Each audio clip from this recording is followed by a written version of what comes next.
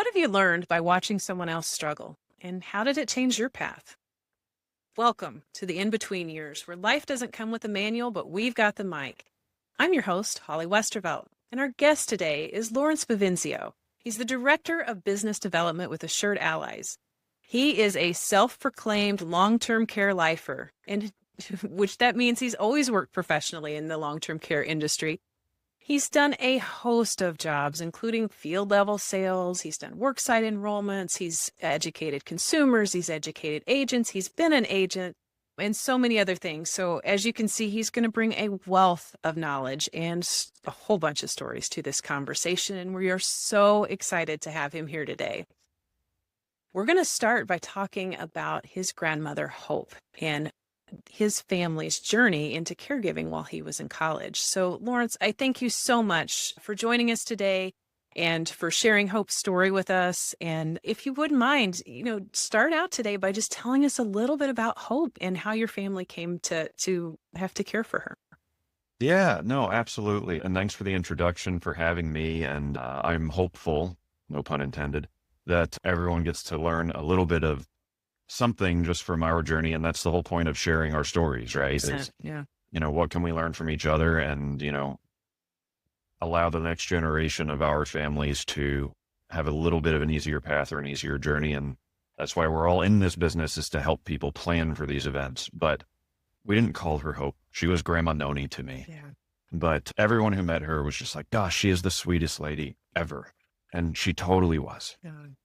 And I remember at the time, she was probably 87 or so and had only stopped driving a couple of years prior to that. Wow.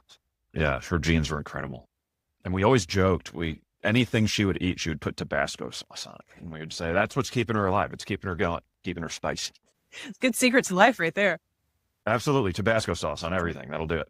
But we went to visit her about 87, I think it was. And she was in independent living. So just, in an apartment that was 65 plus kind of thing. And still, she was an excellent pianist. Mm. Like if it was it was some Chopin etude, the Revolutionary Etude. Okay. It is like an impossible song to play on the piano. And she just had it in her head. And she had for years. I remember that from when I was really little. Wow. And she was still playing her piano and everything. And we noticed she lost a ton of weight. So we started scheduling some doctor's appointments, trying to figure out what's going on.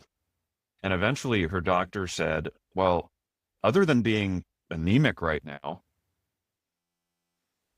there's nothing wrong with her. So then we started paying a little more attention. And my mom picked up that she wasn't remembering to eat. Oh, goodness. So we then, got her evaluated by a psychiatric professional and, didn't think to ask the obvious. Yeah. Right? And I think unless you've dealt with this, you probably don't think to ask the obvious. And there's a lot of, we'll tie into Assured Allies and what our wellness programs do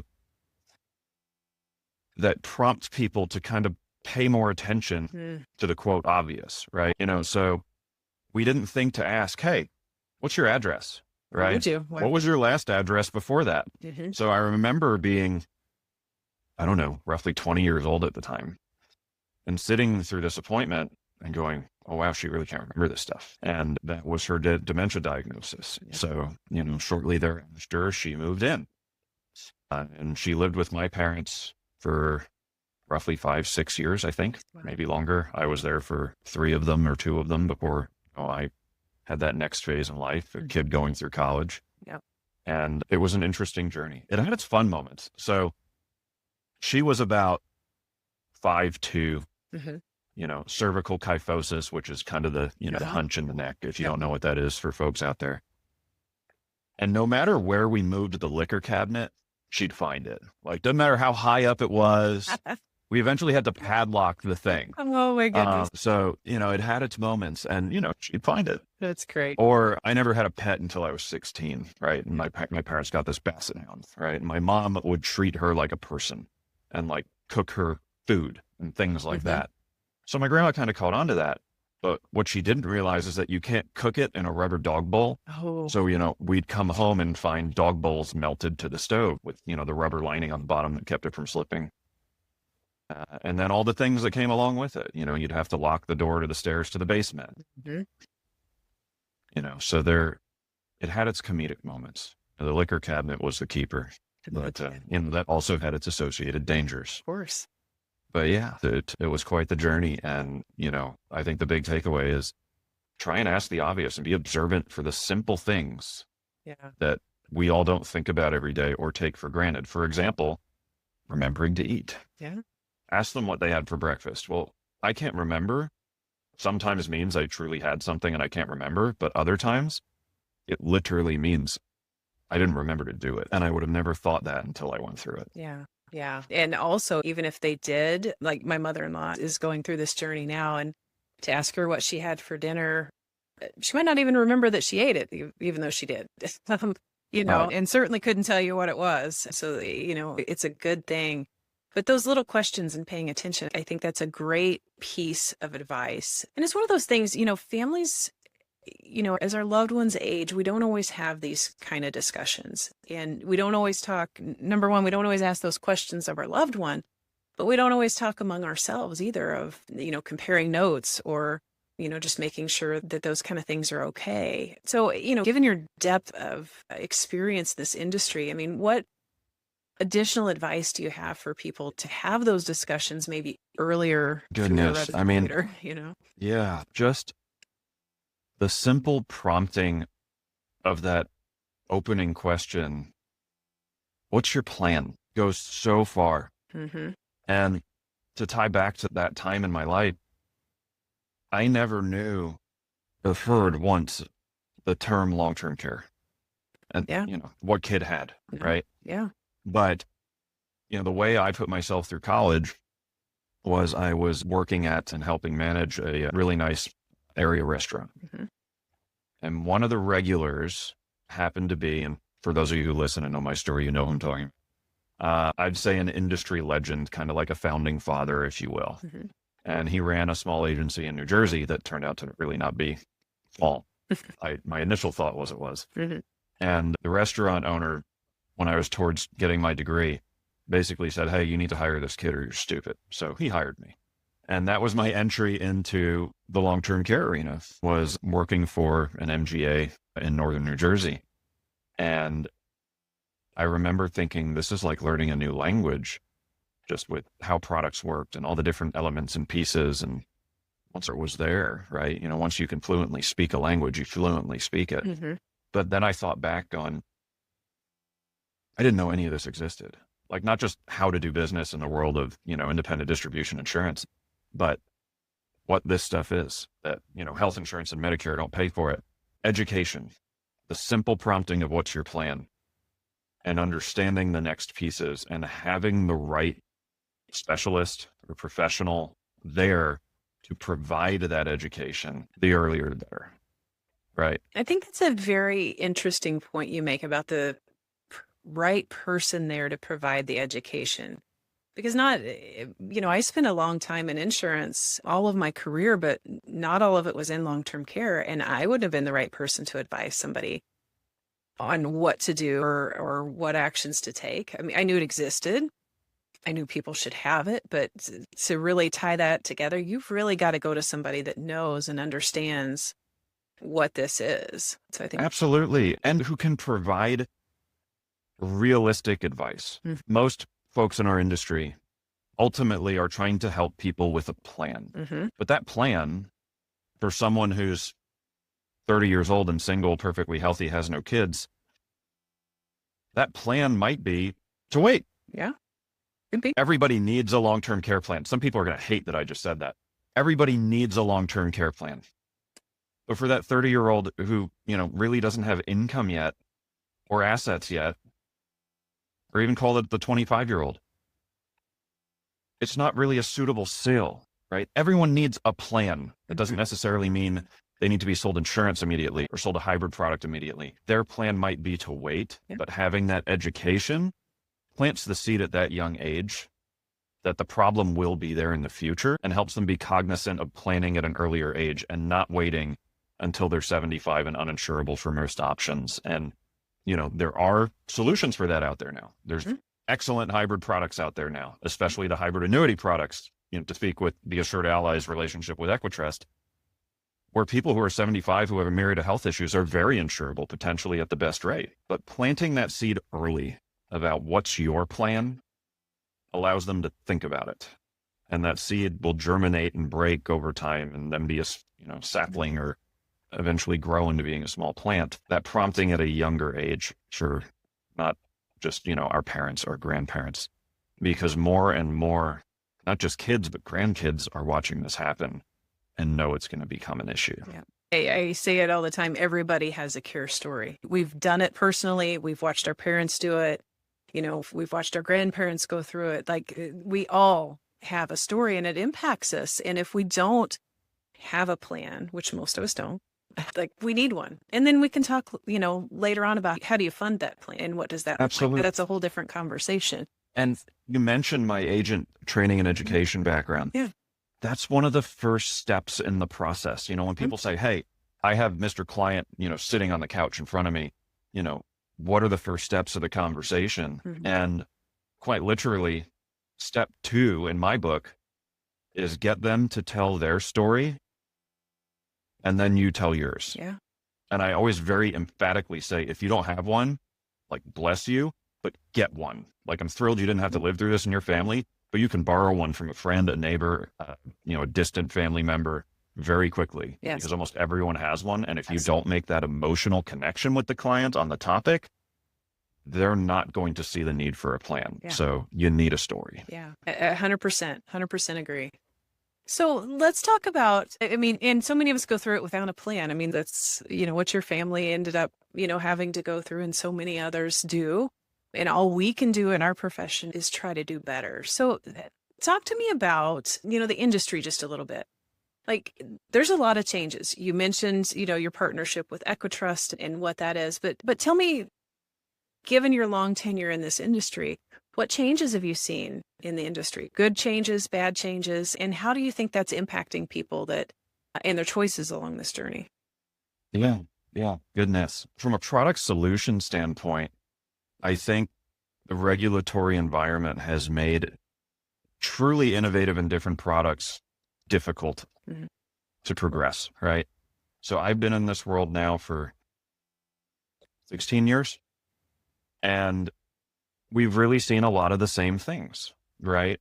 So let's rewind 16 years, right? LTC specialists really mostly sold traditional long-term care, and it was sold with 5% compound insurance, right?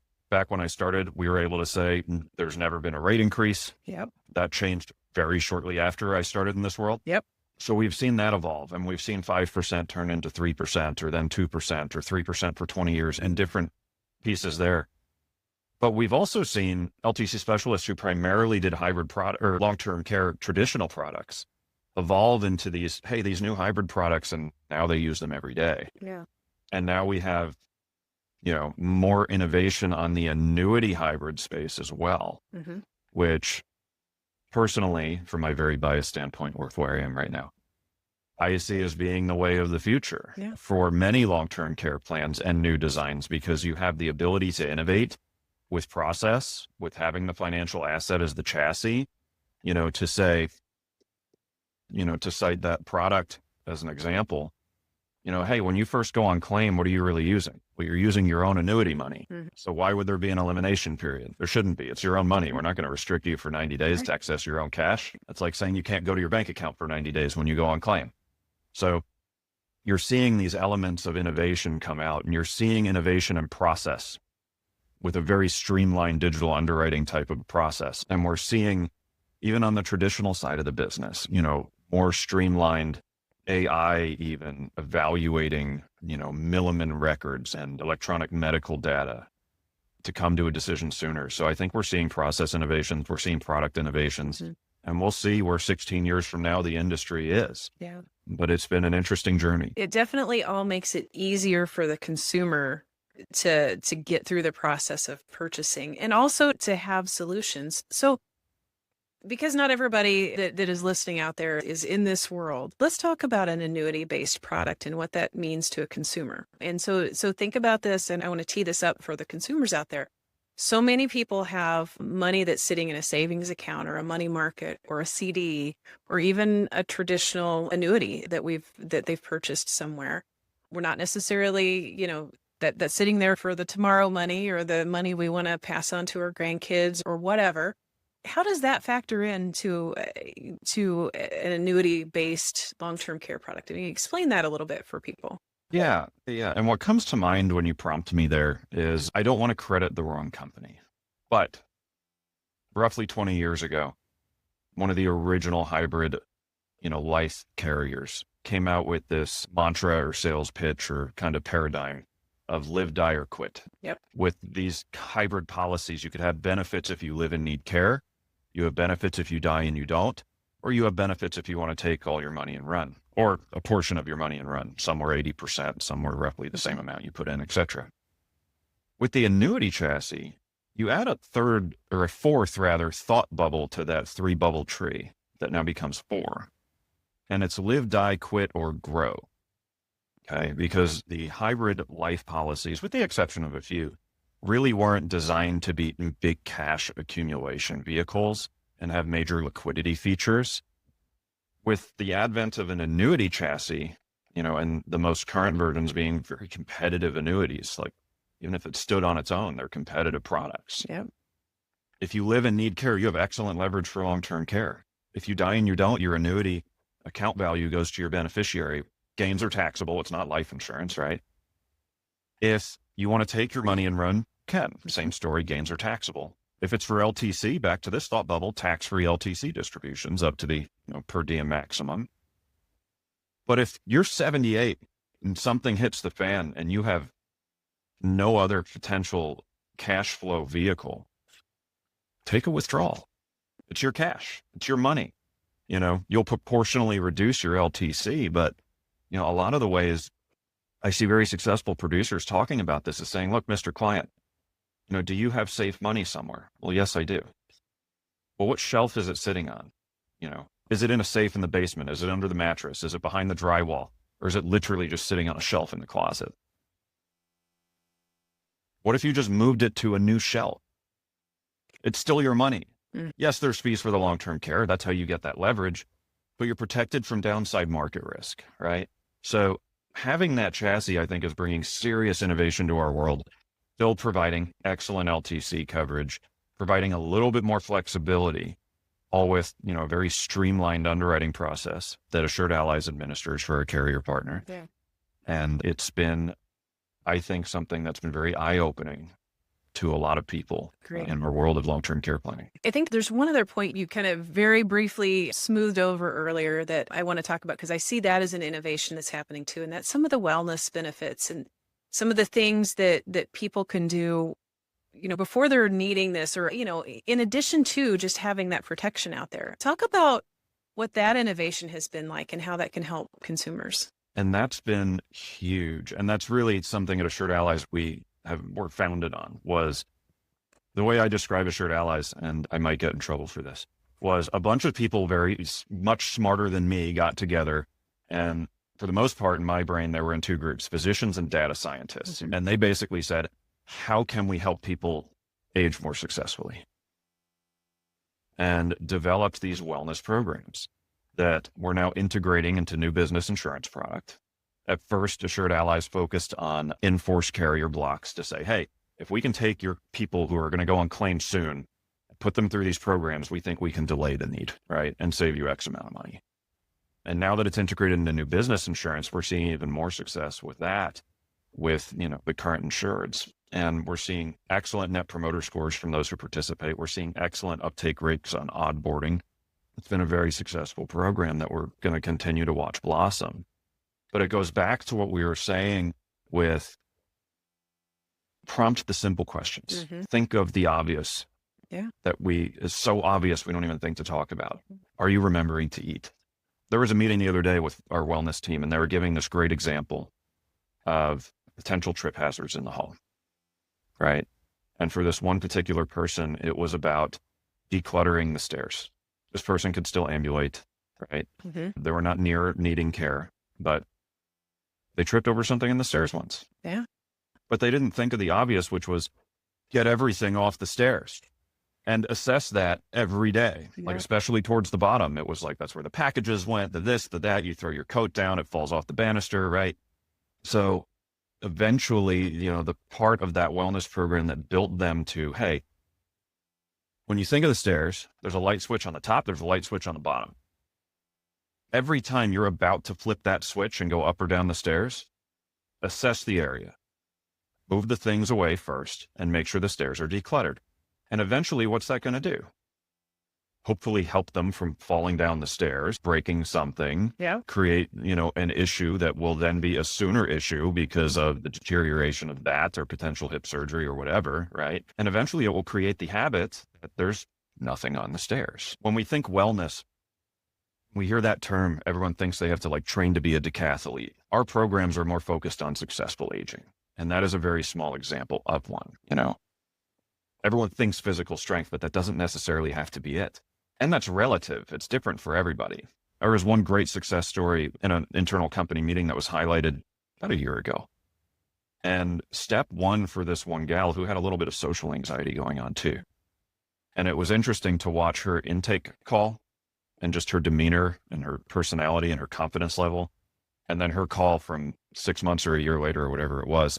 And she was literally a different person. But her first step, her first goal in her wellness plan was, look, I just want you to step foot in a gym. You don't have to talk to anybody. You don't have to lift a weight. Just walk in the door. Wow. Assess the situation. Yeah. Report back. Tell me what it felt like. What'd you do? What'd you experience? What do you think is a good logical next step? Were you comfortable? What made you uncomfortable? Because for some people, that's the first step. Yeah. And we don't think to ask the obvious of, hey, does going there, just the thought of going there, make you uncomfortable? So yes, the wellness programs that Assured Allies has been developing are the base of what we do and have been an excellent story in helping people. Or even here's another one that popped into my mind just now. There was an advisor who sold herself an insurance plan with our Never Stop Wellness program built into it. And her plan was to not use it. But it automatically came with the product for a year, right? You can opt out in the second year. So she said, you know what? I'm going to give this thing a try.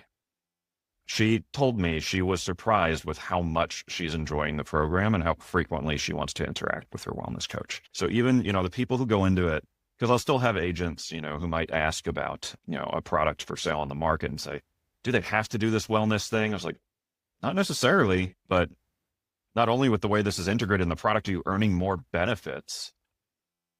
But we're finding that people who don't even think they'll want to do it are really enjoying it because they're not training to be a decathlete. They're not going to go on World's Strongest Man and flip over giant monster truck tires.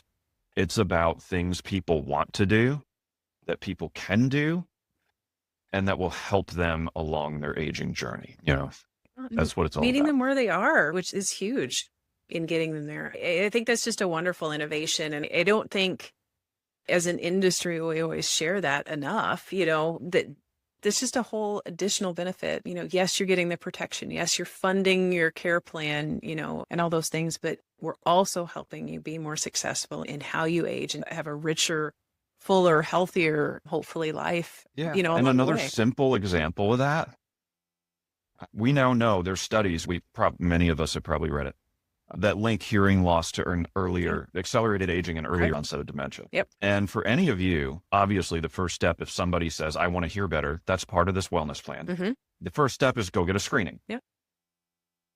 But for most of us who don't think beyond being in the journey and asking the obvious, that's the end of it, but it's not. Yeah. For any of you who have had a relative with a hearing aid, the screening getting done isn't the challenge. It's getting it off the dresser and into the ear. Yep. Once a day. Yep. That's the challenge. And those are the kinds of things that our wellness programs and our coaches will help with. Very interesting and something definitely for people to check out. So we're coming close on time here, but I do want to end with one more question for you. And that is, what is one thing that you think people need to know about the journey into caregiving? Like, what do you need to know? What's going to surprise people about caregiving? What last piece of advice do you want to give people? Oh, goodness. Other than plan ahead, not to be too blunt, for an open access podcast, but it's going to stink. Yeah. It's going Sure. to stink. Caregiving is rough. Like, it is emotionally, financially, physically taxing. And when you have those things weighing down on you every day, plan ahead. Just having the resources to get a little relief will be tremendous. Yeah. Yeah. Tremendous. I mean, I don't want, my kids to have to, come home and wonder, where their grandmother and their mother or father is because there was an accident, and now they're, going through a bathing thing because there was an accident in the living room when they're coming home from college. Yep. Plan ahead. It's not easy. In fact, there is finally more research and data out there on caregiving and the stress and the toll and how it impacts work life and family life and split families, because geographic dispersal has become a bigger and bigger problem when it comes to people's long-term care plans or lack thereof, right? People don't grow up and die in the same city anymore, right? Maybe the parents might stay in the same city, but their kids are, from New Jersey to California to Wyoming to Florida to Virginia. But when the parents are alone in New Jersey, who's going to do what when? Who's got to move back? Who needs to move their own kids? Who might not have kids? Who's going to argue over that? Have a plan. And I think it ties back to the first bit we touched on. Prompts the very simple question: what's your plan? Or what's our plan if mom or dad or, Uncle Jeff need long-term care? If they can't bathe, dress, or get out of bed tomorrow morning, who's going to do what when? Let's think about this. Yeah. And how long could the resources last? So just prompt the simple and think of the obvious. Yep. And then reach out to a specialist to help you fund that plan when There you have go. it. Yeah. I love that. That's great advice to end on. What is your plan? Get a plan together and have that conversation. So, Lawrence, I thank you so much for sharing your story, for sharing your family's story, for telling us about Hope and all the great stories about her. It sounds like she was an amazing lady. I really appreciate your time and all of the insight and advice that you gave to people. So thank you for that. And everyone, please look for the next episode of the In Between Years coming your way next month. Thanks for listening.